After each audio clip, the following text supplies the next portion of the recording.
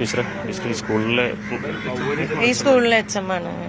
അജിത ടീച്ചറൊക്കെ ആയിട്ട് നല്ല ബന്ധമുണ്ട്. അജിതയും ഞാനും പഠിക്കണ കാലം മുതൽ തന്നെ അടുപ്പുണ്ട്.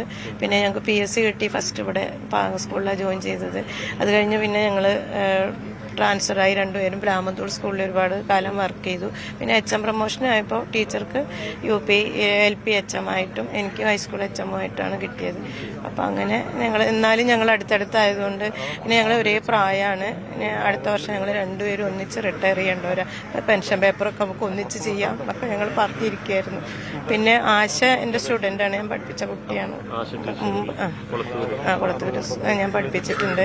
ആശയായിട്ടും നല്ല ബന്ധമുണ്ട്. അടുത്ത ദിവസം കൂടെ ഞങ്ങൾ കണ്ട് ടൂറിൻ്റെ കാര്യമൊക്കെ പോണ കാര്യമൊക്കെ പറഞ്ഞിരുന്നു. പിന്നെ ബാക്കി എല്ലാവരെയും അറിയാം. കാരണം നമ്മുടെ സ്കൂള് പാഠപുസ്തക സൊസൈറ്റി നമ്മുടെ സ്കൂളിലാണ്. അപ്പോൾ അവരെപ്പോഴും പുസ്തകം വാങ്ങാനും പുസ്തകം കൊണ്ടുവരാനൊക്കെ ഇവിടെ വരുമ്പോഴൊക്കെ വർത്താനം പറയും.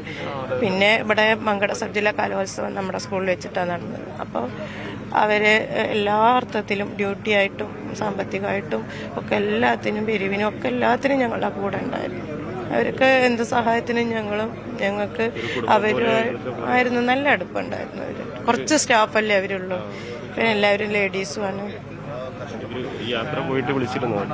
അല്ല, യാത്ര പോയിട്ട് വിളിച്ചിട്ടില്ല.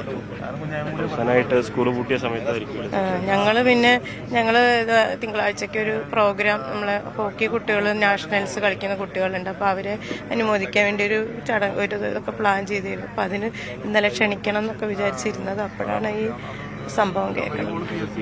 മറികടക്കാൻ കഴിയട്ടെ, നമുക്ക് പറയാനും കാണാൻ സഹിക്കാൻ പറ്റണില്ല. ഈ 9 എണ്ണം അങ്ങനെ നിരന്നിരിക്കണം.